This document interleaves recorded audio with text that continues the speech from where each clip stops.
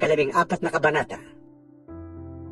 Nakarating kay Herodes na pinuno ng Galilea ang balita tungkol kay Jesus, kaya't nasabi niya sa kanyang mga lingkod, Si Juan na tagapagbautismo yun.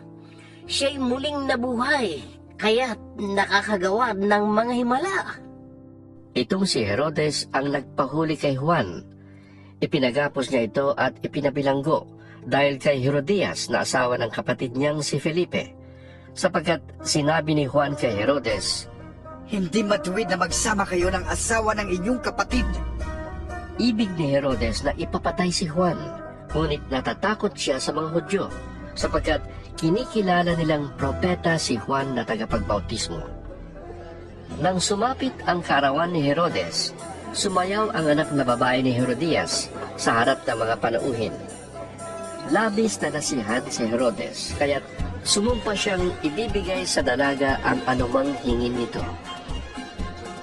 Sa udyok ng kanyang ina ay sinabi ng dalaga sa hari, Ibigay po ninyo sa akin ngayon din, sa isang pinggan, ang ulo ni Juan na tagapagbautismo. Nalungkot ang hari. Ngunit dahil sa kanyang pangakong narinig ng mga panauhin, iniutos niyang ibigay sa dalaga ang ulo ni Juan, kaya't pinapugutan niya ito sa bilangguan. Inilagay ang ulo sa isang pinggan at ipinigay sa dalaga. Dinala naman ito ng dalaga sa kanyang ina. Dumating ang mga alagad ni Juan, kinuha ang kanyang bangkay at inilibing. Pagkatapos, ibinalita nila kay Jesus ang nangyari. Nang marinig ni Jesus ang pagkamatay ni Juan, sumakay siya sa isang bangka at pumunta sa isang lugar na walang tao.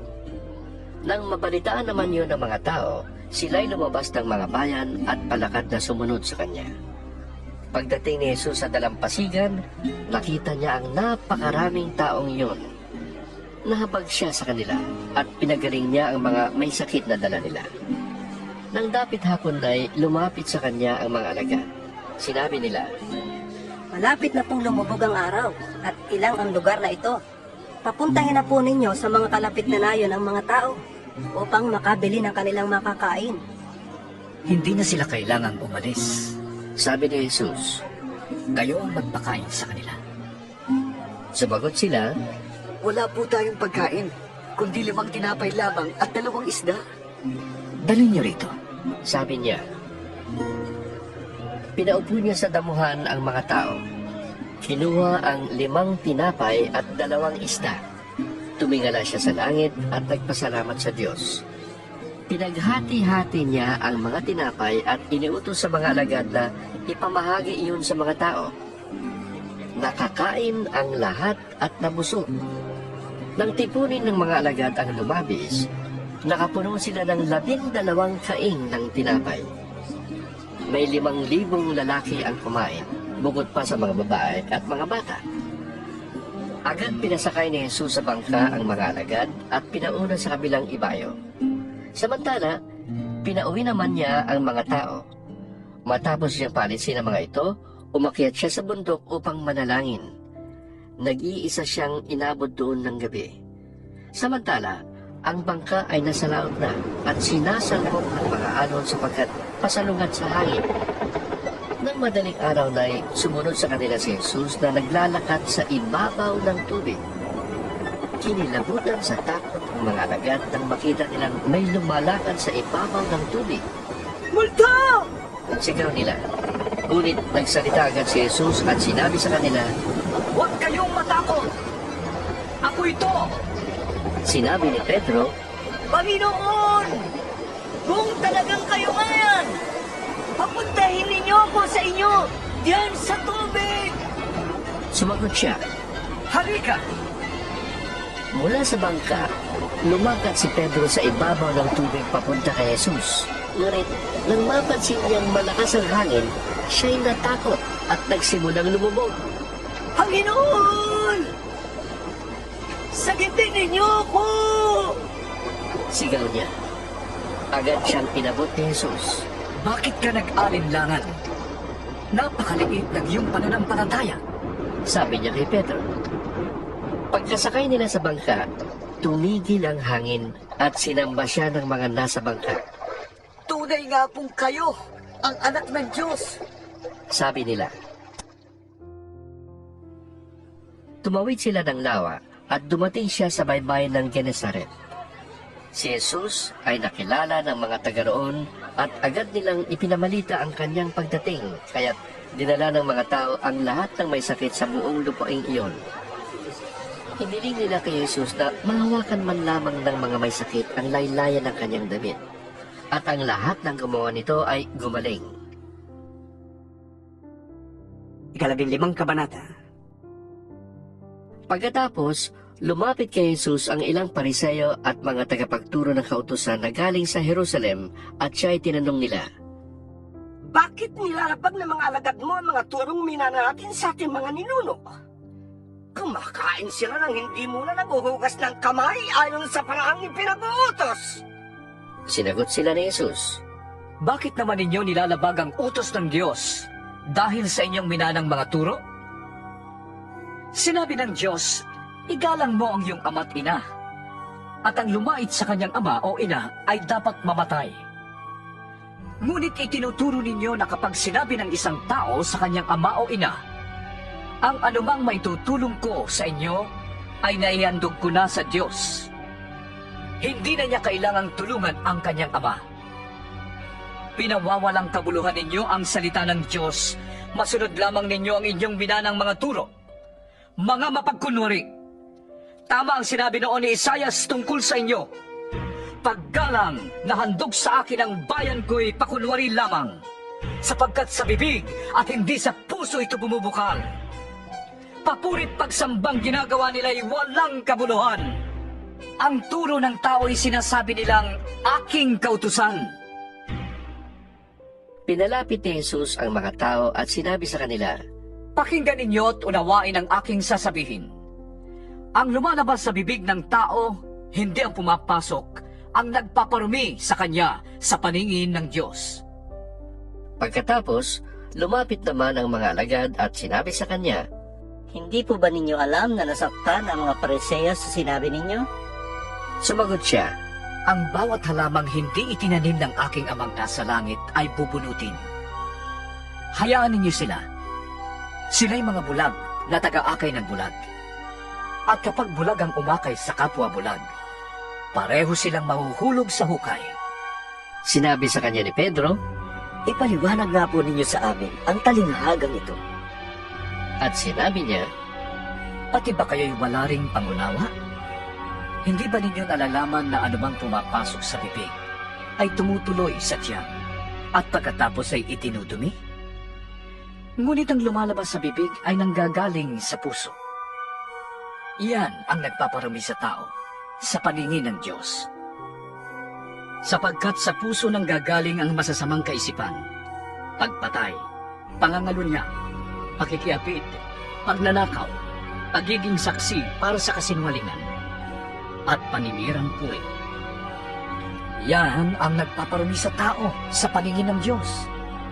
Hindi nagiging marumi ang isang tao kung siya man ay kumain ng hindi muna naguhugas ng kamay sa paraang naayon sa minalang turo. Umalis doon si Jesus at nagpunta sa lupaing malapit sa Tiro at Sidon. Lumapit sa kanya ang isang kananaya na naninirahan doon at sumigaw, Panginoon, anak ni David, mahabag po kayo sa akin. Ang anak kong babae ay sinasaniban ng demonyo at labis na pinapahirapan. Ngunit hindi siya pinansin ni Jesus. Lumapit ang kanyang mga alagad at sinabi kay Jesus, Palisin na nga po ninyo siya. Napakaingay niya at sunod ng sunod sa atin. Sumagot si Jesus, Sa mga naliligaw na tupa ng sambahayan ng Israel lamang ako sinugo. ngunit lumapit sa kanya ang babae, lumuhod at nagmakaawa. Tulungan po ninyo ako, Panginoon. Sumagot si Jesus, Hindi dapat kunin ang pagkain ng mga bata upang ihagis sa mga aso. Tunay nga po, Panginoon. tugon ng babae. Ngunit ang mga aso man po ay kumakain ng mumong nalalaglag sa hapag ng kanilang Panginoon. At sinabi sa kanya ni Jesus, Napakalaki ng iyong pananampalataya. Mangyayari ang hinihiling mo. at noon di gumaling ang kanyang anak. Pag-alis doon, nagbalik si Jesus sa tabi ng lawa ng Galilea. Umakyat siya sa bundok at naupo. Nagdatingan naman ang napakaraming taong may dalang mga pilay, bulag, lumpo, pipi at marami pang iba. Inilagay nila ang mga may sakit sa paanan ni Jesus at sila'y pinagaling niya. Namangha ang mga tao nang makita nilang nakakapagsalita na ang mga pipi. Gumaling ang mga lumpo, nakakalakad na ang mga pilay, at nakakakita na ang mga bulag. At nagpuri sila sa Diyos ng Israel. Tinawag ni Jesus ang kanyang mga alagad at sinabi sa kanila, Nahahabag ako sa mga taong ito. 3 araw na ngayon kasama natin sila at wala na silang pagkain. Ayokong paalisin sila ng gutom. Baka sila mahilo sa daan. Sinabi naman ng mga alagad, Saan po tayo kukuha ng sapat na pagkain? Para sa ganito karaming tao sa ilang na ito. Ilang tinapay ang nariyan? tanong ni Jesus sa kanila. 7 po. Sagot nila, At mayroon pang ilang maliliit na isda. pinaupo ni Jesus sa lupa ang mga tao. Kinuha niya ang 7 tinapay at ang mga isda at nagpasalamat siya sa Diyos. Pagkatapos, pinaghati-hati niya ang mga iyon at ibinigay sa mga alagad upang ipamahagi sa mga tao. Nakakain ang lahat at nabusog. At nang tipunin ng mga alagad ang tinapay na lumabis, nakapuno sila ng 7 kaing. May 4,000 lalaki ang kumain, bukod pa sa mga babae at mga bata. Pinauwi ni Jesus ang mga tao, saka siya sumakay sa bangka at nagtungo sa lupain ng Magadan. 16 na kabanata. Lumapit kay Jesus ang ilang Pariseo at Saduceo. Naghahanap sila ng may paparatang sa kanya, kaya't hiniling nilang magpakita siya ng isang tanda mula sa langit. Ngunit sumagot si Jesus, Kapag dapit hapon ay sinasabi ninyo, magiging maganda ang panahon bukas dahil maaliwalas ang langit. At kung sa umaga na may sinasabi ninyo, uulan ngayon dahil madilim ang langit. Nakakabasa kayo ng palatandaan sa langit, ngunit hindi ninyo mabasa ang mga palatandaan ng kasalukuyang panahon? Lahing masama at di tapat sa Diyos. Naghahanap kayo ng tanda, ngunit walang ipapakita sa inyo maliban sa imalang nangyari kay Jonas. at iniwan sila ni Jesus. Nang tumawid sa ibayo ang mga alagad, nakalimutan nilang magdala ng tinapay. Sinabi ni Jesus sa kanila, Mag-ingat kayo sa libadura ng mga Pariseo at mga Saduceo. Nag-usap-usap ang mga alagad. Kasi wala tayong dalang tinapay. Kaya sinabi niya yun. Alam ni Jesus ang pinag-uusapan nila kaya't sila ay tinanong. Bakit ninyo pinag-uusapan kayo'y walang dalang tinapay? Napakaliit ng inyong pananampalataya. Wala pa ba kayong pagkaunawa hanggang ngayon? Nakalimutan na ba ninyo kung paanong pinaghati-hati ang 5 tinapay para sa 5,000 tao? Ilang kaing na tinapay ang lumabis? Gayon din, ang 7 tinapay para sa 4,000. Ilang kaing na tinapay ang lumabis? Hindi tungkol sa tinapay ang sinasabi ko nang sabihin ko sa inyong mag-ingat kayo sa libadura ng mga Pariseo at mga Saduceo.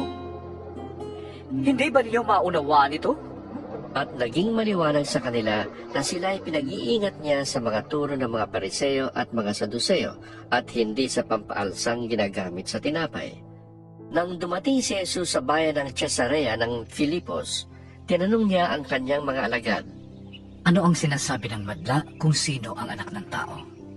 At sumagot sila, Ang sabi po ng ilan si Juan na tagapagbautismo kayo. Sabi naman ng iba, si Elias kayo.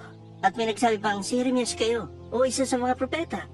Kayo naman, ano ang masasabi ninyo? Sino ako? tanong ni Jesus sa kanila. Sumagot si Simon Pedro. Kayo po ang Mesyas na anak ng Diyos na buhay. Sinabi sa kanya ni Jesus, Mapalad ka, Simong anak ni Jonas, sapagkat ang katotohanan ito'y hindi inihayag sa iyo ng sinumang tao, kundi ng aking amang nasa langit. At sinasabi ko sa iyo, ikaw ay Pedro. At sa ibabaw ng batong ito ay itatayo ko ang aking iglesia. At ang kapangyarihan ng kamatayan ay hindi magtatagumpay laban sa kanya. Ibibigay ko sa iyo ang mga susi ng kaharian ng langit. Ang ipagpawal mo sa lupa ay pagpapawal din sa langit. At ang pahintulutan mo sa lupa ay pahintulutan din sa langit. At mahigpit niyang iniutos sa kanyang mga alagad na huwag sabihin kanino man na siya ang Mesiyas. Mula noon ay ipinaalam na ni Jesus sa kanyang mga alagad ang mangyayari sa kanya. Sinabi niya, Dapat akong magtungo sa Jerusalem at magdanas ng maraming hirap sa kamay ng mga pinuno ng bayan, ng mga punong tari, ng mga Hudyo, at ng mga tagapagturo ng kautusan. Ako'y papatayin. Ngunit sa ikatlong araw, ako'y muling mabubuhay. niyaya siya ni Pedro sa isang tabi at pinagsabihan, Panginoon, huwag nawang itulot ang Diyos. Hindi po dapat mangyari yan sa inyo. Ngunit hinarap siya ni Jesus at sinabihan, Umalis ka sa harapan ko, Satanas. Hadlang ka sa aking landas. Ang iniisip mo ay hindi sa Diyos kundi sa tao. Sinabi ni Jesus sa kanyang mga alagad, Kung ibig ni namang sumunod sa akin, kailangang itakwil niya ang kanyang sarili. Pasanin ang kanyang krus at sumunod sa akin. Ang naghahangad na magligtas ng kanyang buhay ay mawawalan niyon. Ngunit ang mawala ng kanyang buhay, alang-alang sa akin, ay magkakamit niyon. Ano ang mapapala ng isang tao? Makamtan man niya ang buong daigdig, kung ang buhay naman niya ang mawawala. Ano ang maibabayad ng tao para mabalik sa kanyang buhay? Sapagkat darating ang anak ng tao na kasama ang kanyang mga anghel at taglay ang dakilang kapangyarihan ng kanyang ama. Sa panahong iyo'y gagantimpalaan niya ang bawat tao ayon sa ginawa nito. Sinasabi ko sa inyo, may ilan sa inyong naririto na hindi mamamatay hanggang sa makita nila ang anak ng taong dumarating bilang hari.